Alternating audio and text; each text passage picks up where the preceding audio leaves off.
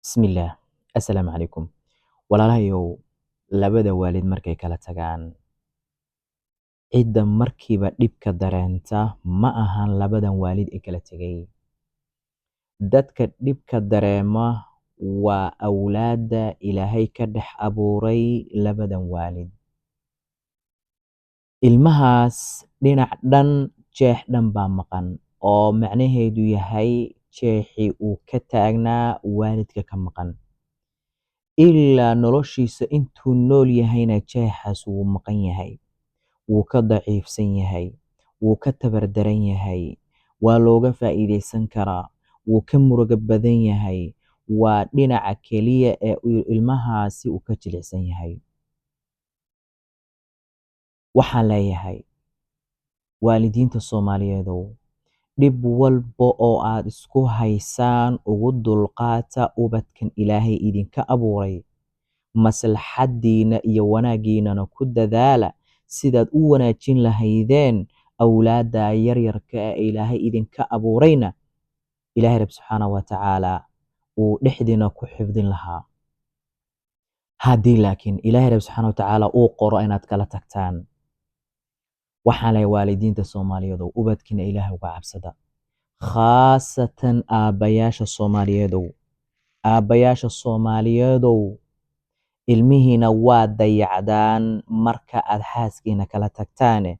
Ilmihiina Ilaahay uga cabsada, xaqooda Ilaahay uga cabsada, ilaalintooda Ilaahay uga cabsada, dhowritaanka tarbiyadooda iyo wanaagooda Ilaahay uga cabsada, oo xaqaa idin saaran noqda aabbayaal ka soo baxa. Ilmaha labaad waa ilmo hooyadood dhimatay. Ilmaha hooyadood markay dhimato, cidda gacanta ku qabata waa aabbaha dhalay.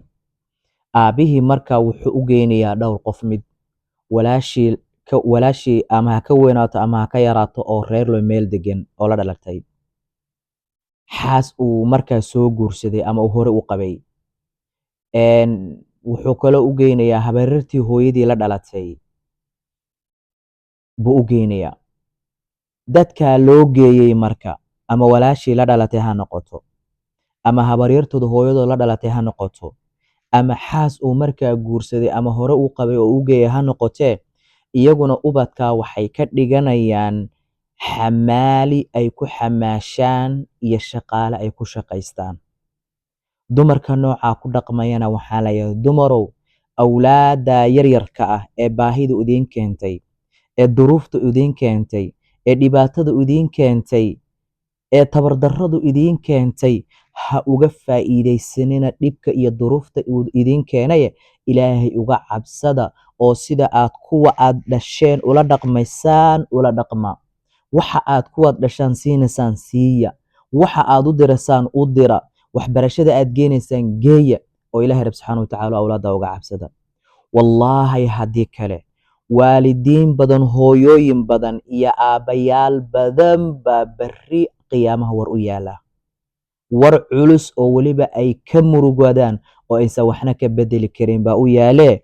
Qof walbow adduunkan maanta intaad joogta ka faa'iidayso, xaqa ku saaranna Ilaahay uga soo bax.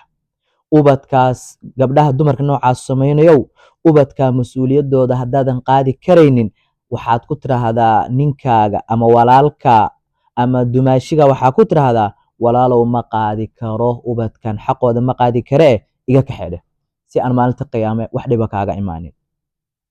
Laakiin intaad qaado oo ku shaqaysato oo ku adeegato oo shaqaale ka dhigato oo duruufta kuu keenta uga faa'iidaysato, aadna qiyaamaha baa sidaasoo kale jahannama kaaga faa'iidaysan doontaa.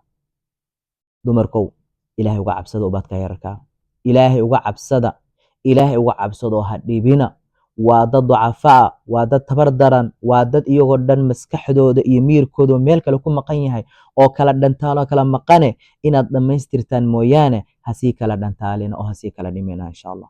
Ilaahay Rabbi Subxaanahu wa Tacaala xaqa hana waafajiyo, wixii xumaanana Allah Rabbi Subxaanahu wa Tacaala qulubteena iyo xiqdiga xaasidka Allah ha ka madoobaya insha Allah. Wassalaamu calaykum waraxmatullahi wabarakaatuh.